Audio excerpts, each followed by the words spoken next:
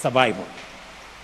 Today, we gather here, Kenya and the broader East Africa region faces severe flooding that devastated communities, destroyed infrastructure, and disrupted our economies.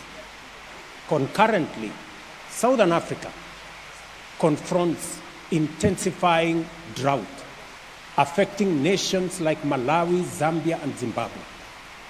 Just last year, the roles were reversed, highlighting our shared vulnerability to extreme weather patterns. As I speak to you in this podium, 10,000 people in Nairobi City are displaced by floods.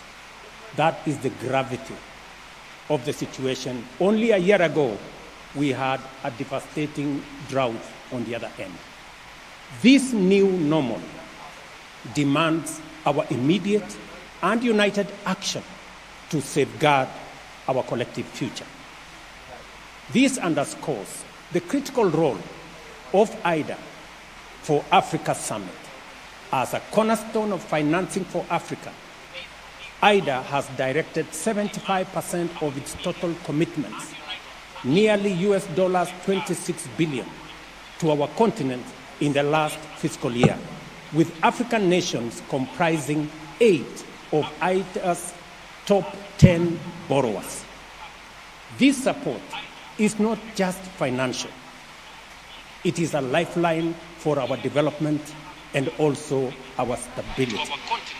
And your presence, personal presence, my friend Ajay Banga, in this meeting is a demonstration of the centrality of the discussions that will happen in this meeting and your personal commitment to this continent, which we appreciate.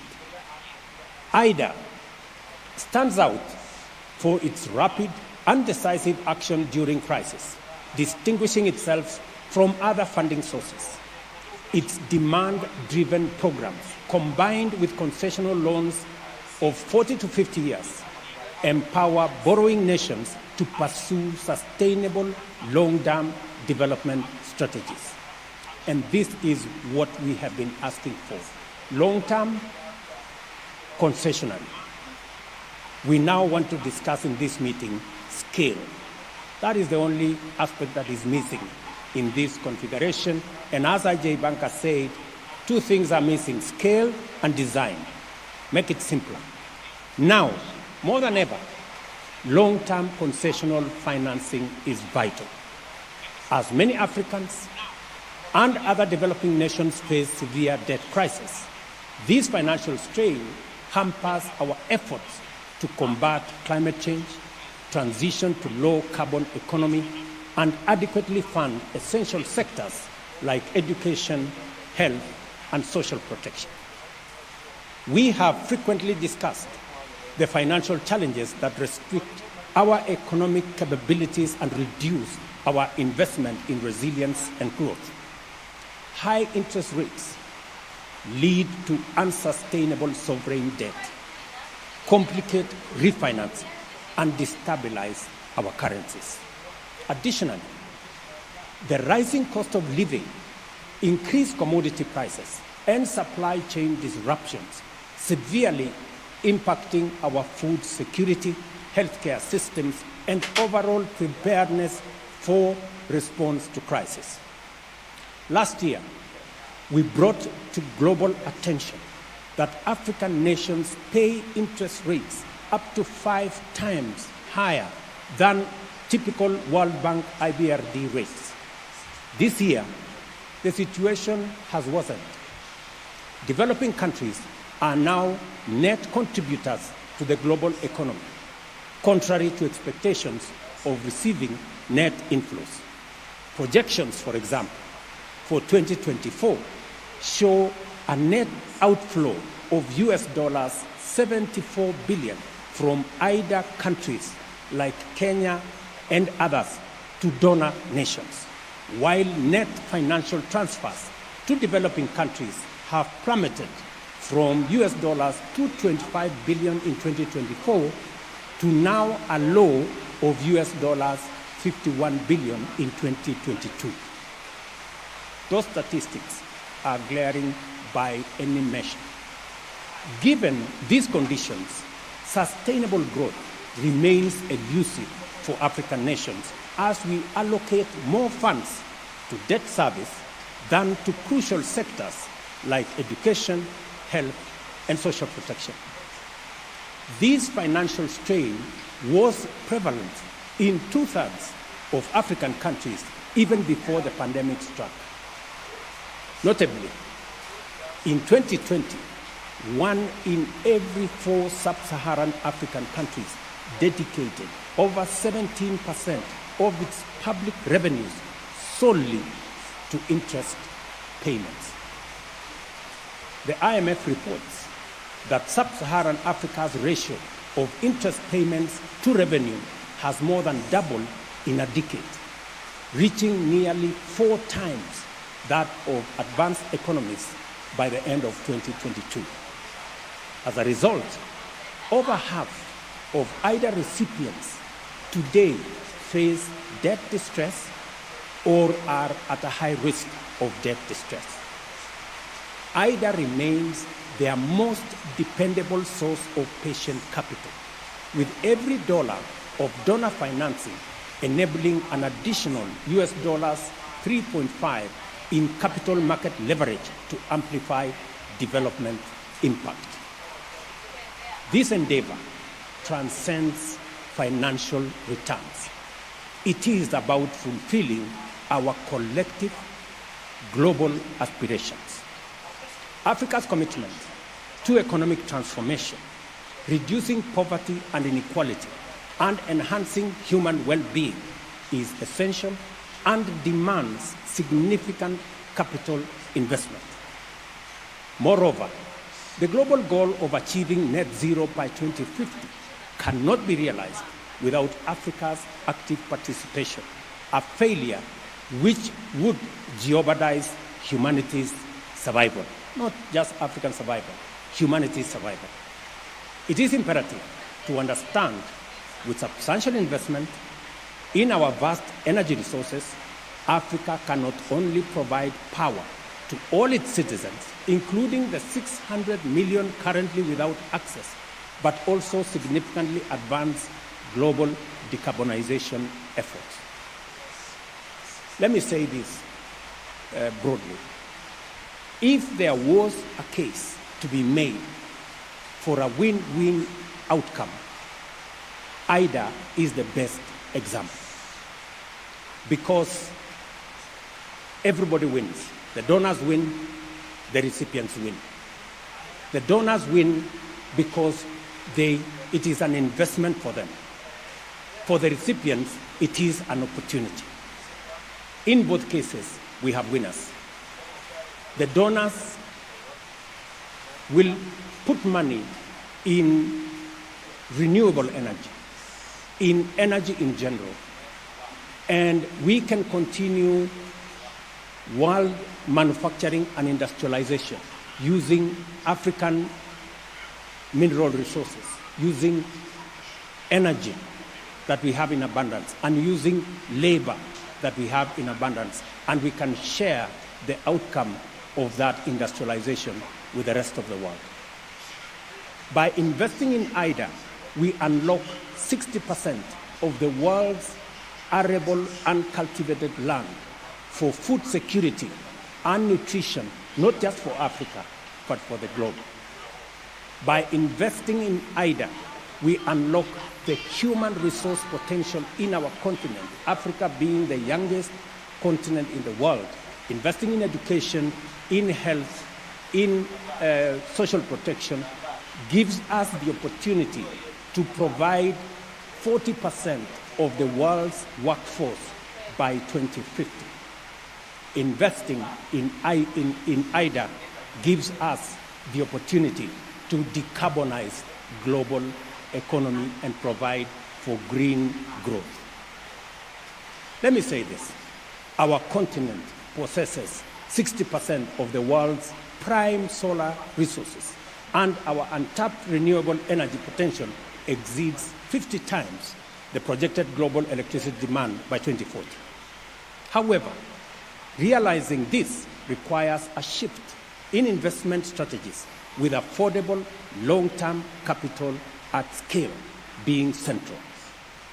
Our proposal and request entail a vision for an Africa-driven socio-economic development executed with transparency and inclusiveness, and our case is straightforward. Let me put it this way. Significant capital injection into IDA is crucial. The G20 independent expert group recommends tripling IDA's financing capacity to US $279 billion by 2030, while maintaining the essential concessional nature of its financing. At the very least, and if you cannot do anything else, let us not ignore or wish away this expert advice. We seek not just funding, but a partnership for progress. African nations propose a robust plan for climate-positive growth, aligning with the Nairobi Declaration from last year's Africa Climate Summit to ensure stable, dignified, and sustainable livelihoods across our continent. Africa is poised to transform its agriculture, water security, and energy access while creating job opportunities for over 4 million youths entering the job market monthly and expanding our small and medium enterprises as well. Central to these opportunities is our commitment to African-led initiatives. We aim to control our destiny, managing our resources responsibly and sustainably to drive Africa's industrialization agenda using our abundant energy, mineral, and human capital resources. Our commitment to transparency and accountability is in our socio-economic development plans, ensuring the efficient and effective use of IDA is central to our plans. We acknowledge the vital role of diverse stakeholders beyond governments and traditional donors committing to deeper and broader engagement to enrich our development outcomes. We are committed to empower the Africa Union Commission to make it fit for purpose with capacity to engage the rest of the world on behalf of Africa. We are committed to reform the Pan-African Parliament to enhance oversight and accountability over the Commission and establish an African Court of Justice so that we are ready to engage with the rest of the world. Faced with the relentless challenge of climate change and escalating instability, our unity is our strength. Despite the myriad forces that threaten to divide us, we must remain focused on the ultimate goal, safeguarding the future of our civilization, the human race, and the diverse life forms that share our planet. Africa is eager to contribute to the solution. Our continent offers a viable and promising pathway to a future of prosperity for all humanity, harnessing our rich resources and innovative spirit. IDA's efficiency and effectiveness make it a unique force for good. Africa recognizes this, and we don't take it for granted. We are setting an example with our ambitious plan for structural and systemic reforms underpinned by steadfast commitment to tangible results, transparency, and a robust partnership.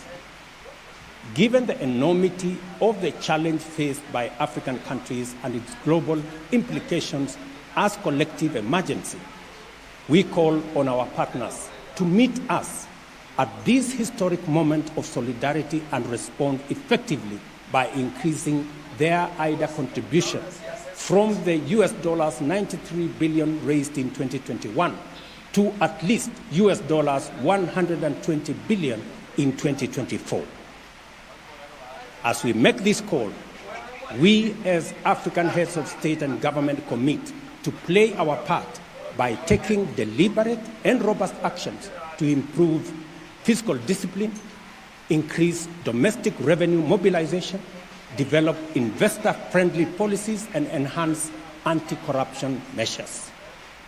IDA exemplifies the best of global cooperation, characterized by compassion, lasting dedication, and a fruitful collaboration. By fortifying IDA, we do more than just honor these values. We significantly enhance our joint ability to tackle global challenges. Let us value and expand the reach and influence of this vital resource. Together, let us be bold, let us be ambitious, and let us act with conviction. Thank you, and God bless you.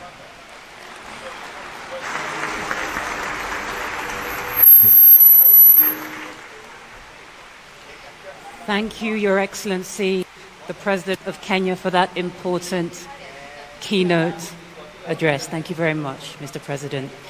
This IDA for Africa Heads of State Summit is a critical platform for all heads of state and other leaders from across the continent, together to highlight IDA's impact and to call for a